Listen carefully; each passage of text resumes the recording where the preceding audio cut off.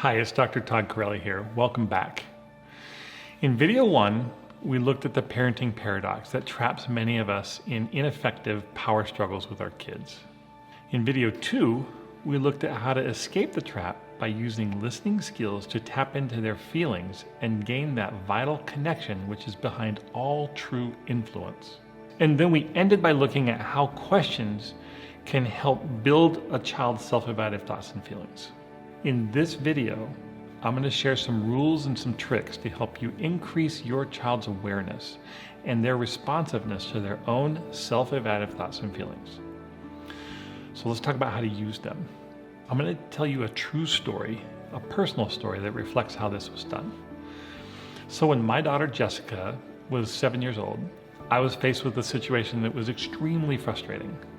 I just got home from work. It was a very long day. I was exhausted, and my wife quickly told me a problem that Jessica had at school that day, and she let me know I was going to be the one that was dealing with this problem. So Valerie had gotten a call from school that afternoon, and the school had let her know that Jessica had kicked one of her peers in the face during a recess. Well, let me tell you a little bit about Jessica. Jessica is amazingly independent. She's an extremely capable person, and it's a trait that I have both loved and have struggled with her entire life. So this phone call from her school, that was certainly not the first time we had heard from them. In fact, it was really starting to become a pattern. So coming home from work that day, I'm telling you, I was in no mood to be gentle. I was very frustrated, and I was not going to be gentle in how I wanted to deal with it. But I'll tell you that all of my past efforts at helping Jessica with these problems included me lecturing, bribing, threatening, yelling, pleading, grounding, anything you can imagine, but nothing worked with her. And I honestly, I had no idea what else to do. So this time, I decided I was going to try a different approach. The first thing I did was I sat down with Jessica, and in a completely neutral manner, I asked her to describe for me what happened at school that day. Now, she was initially pretty defensive with me. She literally said, well, you already know because mom told you, which I didn't really love that response. It was true. But I was determined, and this is the key here, I was determined to stay neutral. I was going to just not react, right? So I persisted, and I was asking her just for a description, just tell me what happened. I was trying to be more like a reporter, just gathering the facts, okay? I was specifically not judging, I was not criticizing, I was only asking for a description of what happened. So I was fact-finding. Well, I succeeded in being neutral and non-persuasive and non-judgmental. And so she eventually caught on to the fact that this was not going to be adversarial with me like it had been in the past. Well, at that point, she opened up and she gave me a really clear description of what had happened. She explained that this boy was teasing her friend, and she didn't like that, so she decided to kick him in the face to make him stop, which it worked actually. So I asked her a few more questions, and she made some clarifications. And to be honest with you, we were both very relaxed, and again, it was a very neutral, non-adversarial conversation. And then after we were talking for a while, I asked her a question, and really, my goal at this point was to ask her about feelings, but not just any feelings. I wanted to ask her how she felt about herself. That's the key. So my question went something like this. I said, so Jessica, what you're saying to me is that when you're upset at other people, you feel like it's okay to hurt them. Is that accurate? She did not really like hearing it that way. So she denied that she felt it was okay to hurt people. So then I go back to my fact-finding mode, and I just asked for more descriptions of her behavior. And then I came back with basically the same question. I said, when you're upset with someone, you feel like it's okay to hurt them, right? Well, she denied it again. And then I asked this very simple question. I said, is this the kind of kid that you want to be? Well, her response blew me away. There were instant tears running down her face. I was stunned by this. Well, we talked some more, and she admitted to me that she did not want to be the kind of person who hurt others when she was angry. I'm telling you, the beauty of this experience is that Jessica was able to experience her own feelings of disappointment in herself. She didn't have to pay attention to mine. And this was so unlike all the other times that we had had discussions together, where the only thing she was feeling was my disappointment in her. And I really believe that by experiencing her own feelings of self-disapproval, that made her naturally want to change. Now, I've shared this story with lots of parents over the years, and many times parents will ask me, well, what did you do next? Well, the answer is I didn't do anything. I mean, what else was there to do? I didn't need to ground her. I didn't need to take away her toys. I didn't need to be punitive, because the punitive part was already there and it was coming from inside herself. I just don't think you can improve on that. Let me add a little commentary here. First, I want you to notice I made no attempt to teach, preach, lecture, manipulate, encourage, shame, condemn, whatever. I didn't do any of those things. All I did was ask Jessica to look inside of herself and decide how she felt about her own behaviors. Did she approve of them? Did she disapprove of them? What do you think Jessica learned from this experience? I think she learned a lot. And she didn't learn it from a lecture. She didn't learn it from me grounding her or some other punitive measure. She learned it from experiencing her own self-evaluative feelings about her behavior. Now, it's true, I helped create that experience, but that's what I'm supposed to do as her dad. Jessica understood at a very personal level that she did not approve of herself for what she'd done. She did want to get even with this boy, but I think her self-evaluative thoughts and feelings didn't feel very good once she became aware of them. I really think this was an important lesson for her to learn about who she was. And then at the end of this experience, she was tons more aware of who she was and what she should and shouldn't do in order to feel good about herself. Most importantly, that awareness was her awareness. And to the extent that this experience would shape her behavior in the future, that control would then come from within her rather than from out of her, from me, or from some other external expectation that she may or may not follow. Now, I also want you to notice what I did and what I did not do in this process.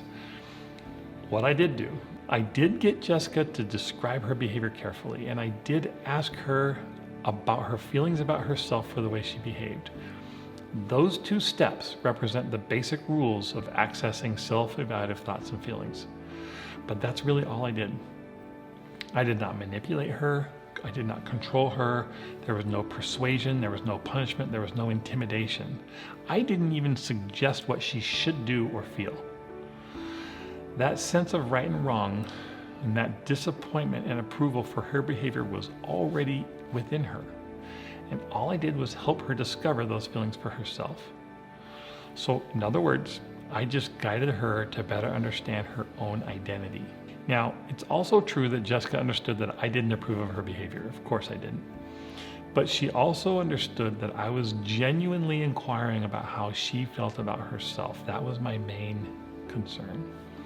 And I treated her as though her approval was at least as important as my approval, or more important. As a result of this, she learned two very important lessons about herself. Number one, she found out that she liked herself better when she was kinder, even towards a boy that she thought was a jerk. Now notice, I did not say that my approval required her to be kinder. This was a new internal standard that she was developing on her own. She was learning to develop and satisfy her own internal standards of behavior. My standards were important, but they were secondary to hers. Second, Jessica experienced a circumstance in which the discovery of her own personal feelings would help define who she was and what was important to her. She was being taught to look inside and discern who and what she should be. So, let's talk about the two steps. Number one, ask for a description of the behavior and nothing else. You are fact-finding only, and I cannot overstate the importance of fact-finding without judgment. The minute you start judging, it's over. You're asking for a description, and there should be no hint of trying to persuade your child to give you the right answer. I'm telling you, the minute you try to do that, the gig is up. Step number two. This is what you do. Once you feel like you have a good description of the behavior, this is when you inquire about self-evaluative thoughts and feelings. So to be specific, your questions can be somewhere along the lines of, how do you feel about yourself when? And just remember, we're not asking about feelings in general. I'm not asking how you feel. If I had asked Jessica how she felt when she kicked this boy, she probably would have told me she felt angry. Or maybe she would have told me that it felt really good to kick him. But instead of asking about feelings in general, you're specifically asking, how do you feel about yourself when you engage in whatever behavior they're describing to you. Now, once you get the hang of these 2 steps, the process is really pretty simple. I think most people find it difficult only because it's new. Now, let's go back for a minute to our original story of Emily and Sarah. That's the story in video 1.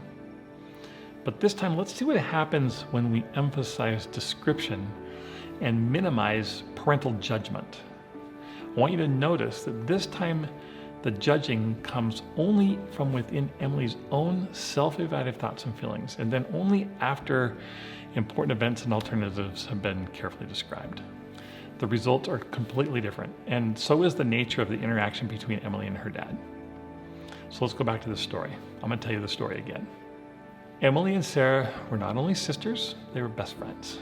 Emily was older, and Sarah was the perfect, adoring little sister. She loved to play with Sarah, and Sarah loved the attention. One of their favorite activities was to dance and lip sync to their favorite songs, and they even created these elaborate dances, and they started having these mini performances every Sunday night for their family. And after a few of these performances, they decided to call themselves the Rock Twins, and they made this large, elaborate poster that was advertising their next upcoming performance. Well, a couple of days prior to the performance, Sarah did something that really upset Emily, and so Emily retaliated. And just like most siblings, Emily knew exactly how to hurt Sarah. She called her some names, and then she ripped up this poster that they created. And it really wasn't just about the ripped poster, but Sarah was devastated that her older sister no longer wanted to be her best friend. Well, within a few minutes, Dad walked over to Emily, took her by the hand, and quietly but firmly escorted her to her room where she was instructed to stay. Now, Emily knew the routine. She was going to stay in that room until she was ready to come down and have a talk with Mom and Dad. Both Mom and Dad were willing to let their kids pout, and they never made a big deal about it. But once you started calling names or becoming hurtful or becoming cruel, that was not tolerated. Let me give you a simple translation here. Emily would be staying in her room until she was ready to talk, and that could be 5 minutes, 5 hours, 5 days, 5 years. It was up to her. Well, eventually Emily reappeared, and she told her parents she was ready to talk. So they went into another room so they could talk privately.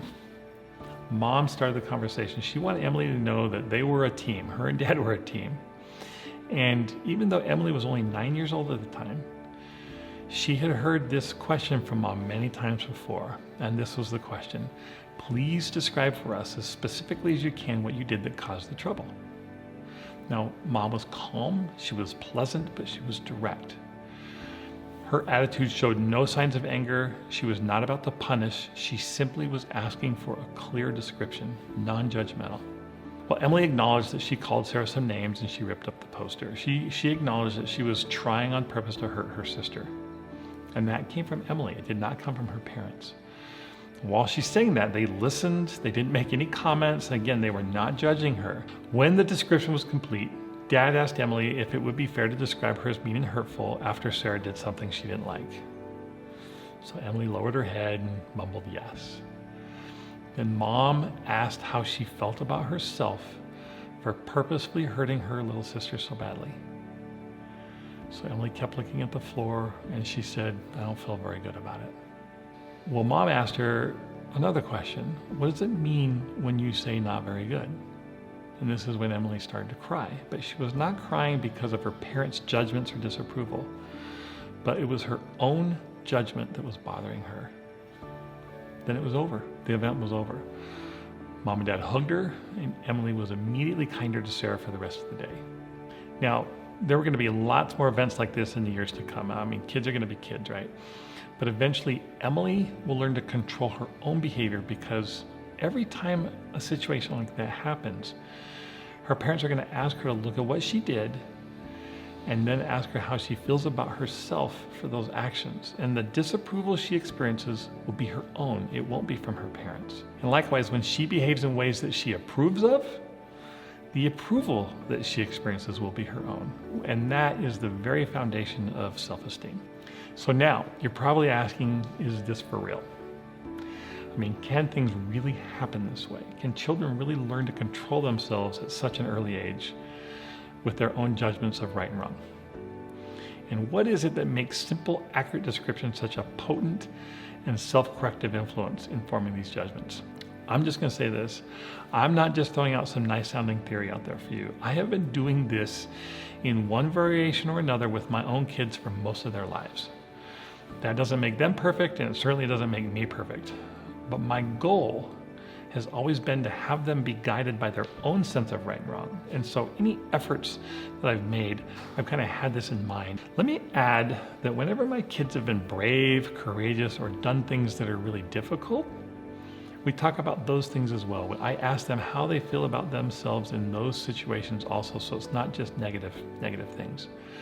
And in those circumstances, their responses are usually something along the lines of self-approval. They feel strong or they feel good about themselves.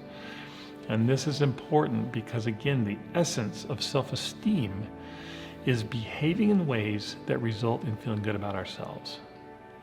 Now, I'm going to add that simple description is so critical and it's so potent because accurate description contains the basis for most judgments about good or bad or right or wrong. And I think this is as true of children as it is of adults. For example, a good number of adults could describe themselves as lazy and irresponsible. I certainly could describe myself as that.